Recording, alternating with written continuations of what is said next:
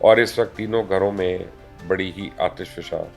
پہاڑ پھٹے کہ اتنی شدید لڑائی ہوئی کہ عمران خان نے اپنی بہن روبینہ کو بلایا، اور خود عمران اگر زندگی میں کسی سے گھبراتا ہے جواب دیتے ہوئے یا ڈرتا ہے تو اس پہ انہوں نے کہا کہ جب تم عیاشیاں کر رہی تھی، سرکاری ہیلی کاپٹر میں تم ریکوریاں کرنے جاتی تھی اور پیسے لینے جاتی تھی، تو اس وقت مزے نہیں آ رہے تھے تمہیں؟ پھر ایک ایک ویگو ڈالا اس گھر میں آئے گا نا پاک پتن میں کالے رنگ کا، تو بشرا بیگم اسی وقت بادام آپ کا بابا بن جائے۔ سارا تو اتنی قریب کبھی نہیں ہو سکتی چودھری پرویز لائی کی، جتنا فرق ہوگی جو ہے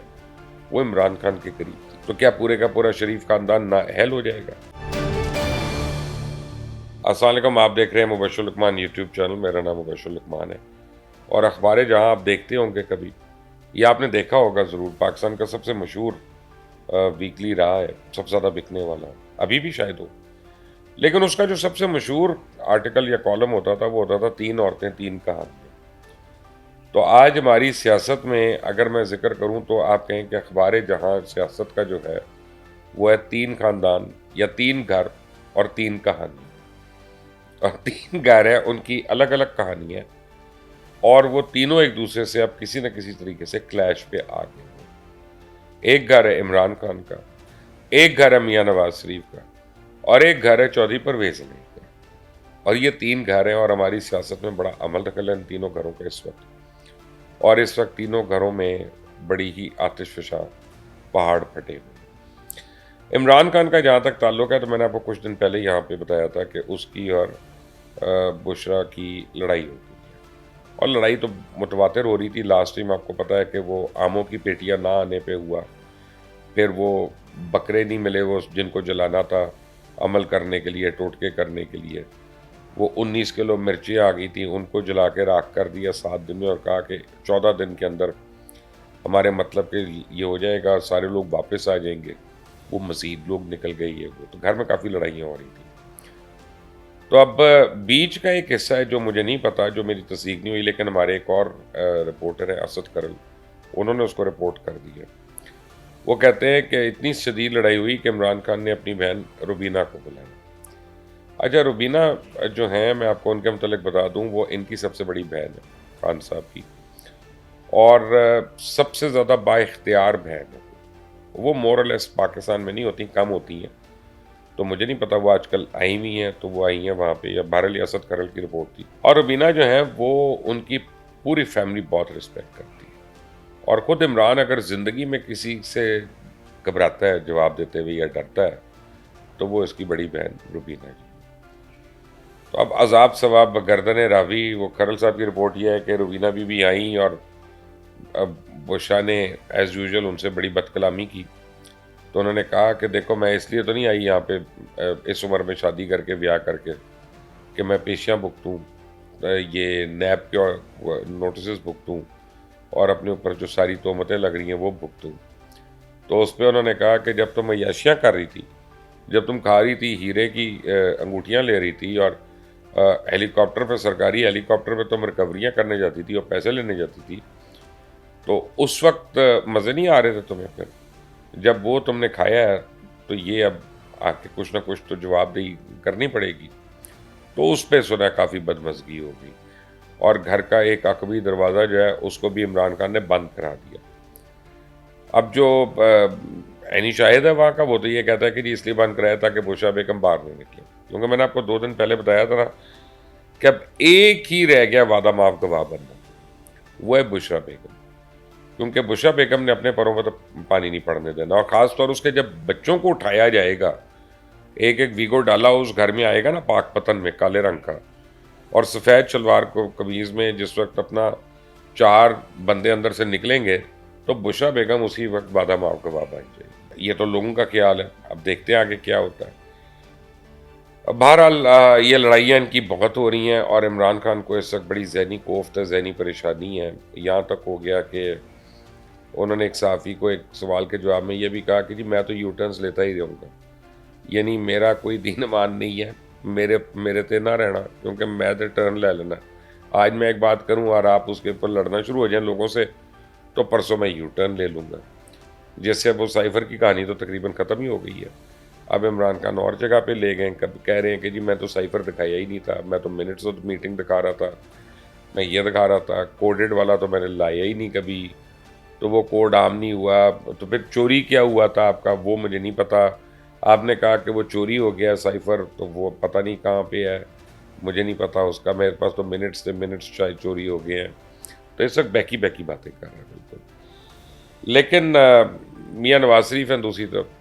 ان کے متعلق بھی جو ان کے ناقدین ہیں وہ کہہ رہے ہیں کہ جی وہ بھی عجیب سی باتیں کر رہے ہیں، جیسے انہوں نے خود سے جناب اسحاق ڈار صاحب کو نامنیٹ کر دیا کہ وہ نگران وزیر اعظم ہوں گے، ساتھ ہی یہ بھی خبر آ گئی کہ جی نگران وزیر اعظم کے لیے آپ چاہتے ہیں کہ تمام اختیارات جو نارمل وزیر اعظم کو ہوتے ہیں، تو اس کا مطلب ہے کہ ان کے ذہن میں تھا کہ شاید یہ حکومت لمبی چلانی ہے اور سال کو 1.5 سال چلانی ہے، اور ڈار صاحب کو ضرورت پڑے گی ان اختیارات کی۔ اب ڈار صاحب جتنے مرضی قابل ہوں، ڈار صاحب جتنے مرضی کیا کہتے ہیں پاپولر ہوں، ڈار صاحب جتنے مرضی آپ کو اور مجھے پسند ہوں، وہ اپنے سیاسی مخالفین کو نہیں پسند ہیں، اور ان کے سیاسی مخالفین نہ صرف دوسری جماعتوں میں بلکہ ان کی اپنی جماعت میں جو ہیں،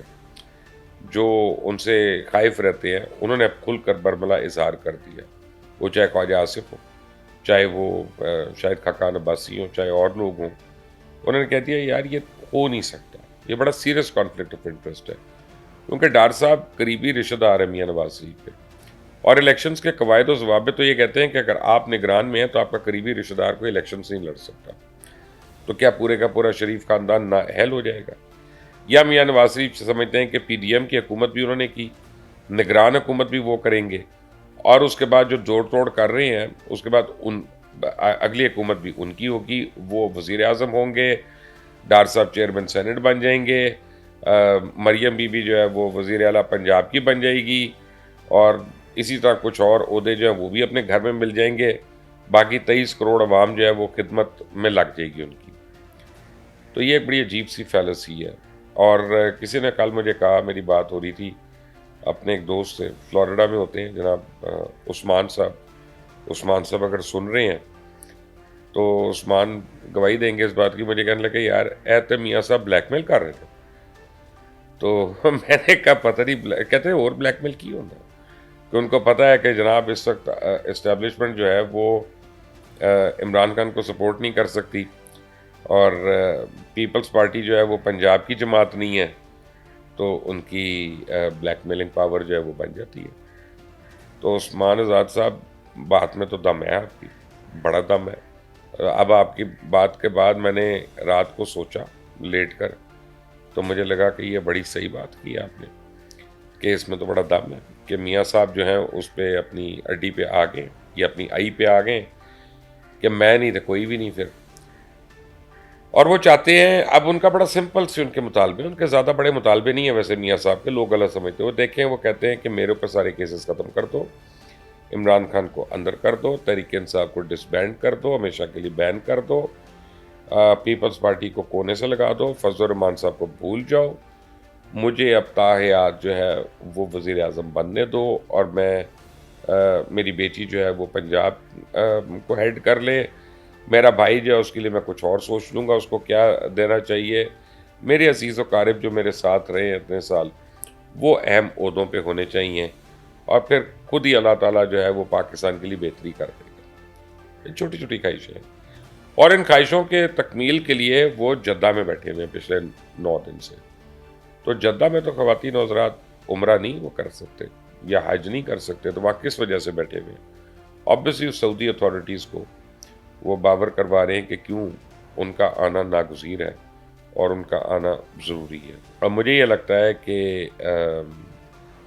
جب بھی کسی شخص نے یہ سمجھا کہ میں انڈسپینسبل ہوں یا میرے بغیر اب کاروبار زندگی نہیں چل سکتا، تو اس شخص کو پرابلم ہوئی ہے۔ تو میاں صاحب کو بھی میری ریکویسٹ ہے کہ آپ ذرا سا کام ڈاؤن کر جائیں، اور یعنی ہر ایک کو اکوموڈیٹ کرنے کی کوشش کریں، تبھی زندگی کی کشتی آگے بھی چلے گی۔ اب اکوموڈیٹ کرنے کی بات ہے تو چودھری پرویز لائی نے بڑی کوشش کی تھی اکوموڈیٹ کرنے کی، اور چودھری پرویز لائی نے فائنلی کوشش کی مونس الائی سے، تو مونس الائی نے وہ جو ہے ایونچولی ان کو کہہ دیا کہ ٹھیک ہے، اگر آپ کے کوئی اسٹیبلشمنٹ سے رابطہ ہوتا ہے تو آپ کر لیں، اور معافی تلافی ہوتی ہے تو کر لیں، پھر دیکھ لیتے ہیں اس کے بعد کیا ہوتے ہیں۔ تو چودھری پرویز لائی نے فوراً رانا ثناء اللہ کو میسج بھجوایا اور انٹیریئر منسٹر کو کہ بھائی ہم لوگ تیار ہیں، تم اگر کچھ کرتے ہو تو ان کا اچھا آپ نہ کریں، ایسا کریں کہ مونس سے کہیں کہ وہ پریس کانفرنس کریں، وہیں پہ کر دیں بے شک، اور وہ بتائے کہ وہ کیوں چھوڑ رہے عمران خان۔ تو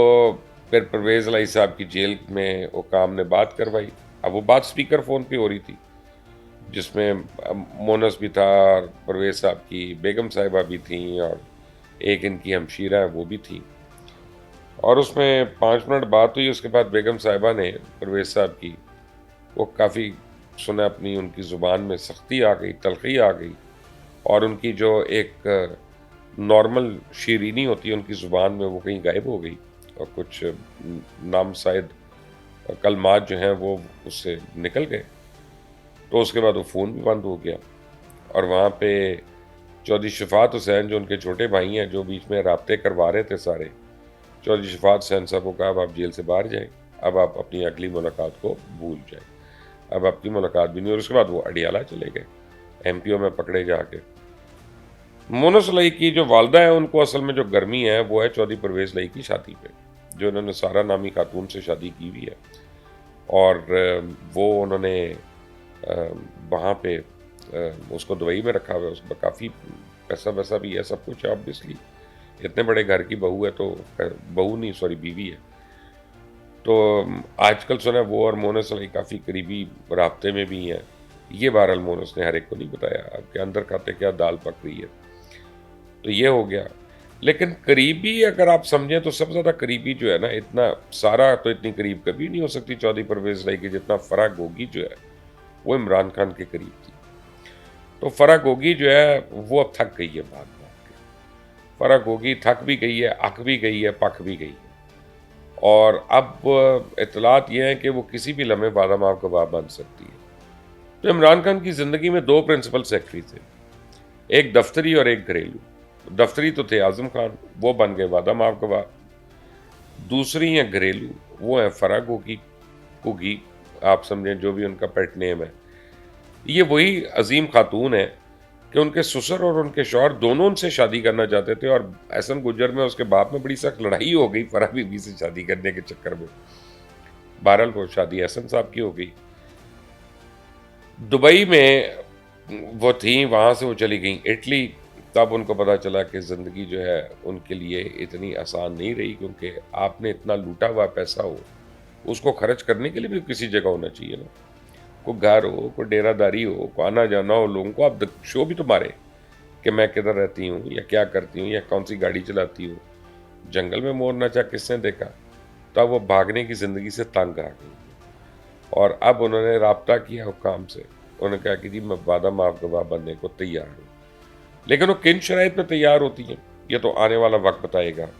فی الحال عمران خان کو کسی پہ اعتبار نہیں رہا، اب اس کو بشرا بیگم پہ بھی اعتبار نہیں رہا، اور وہ سنا ان کے گھر سے نکلنے پہ پابندی ہے کہ وہ خود سے نہیں نکل سکتی۔ آگے کیا ہوتا ہے یہ پتہ چلے گا اگلے وی لاگ میں، تب تک کے لیے مجھے اجازت دیں، اللہ حافظ۔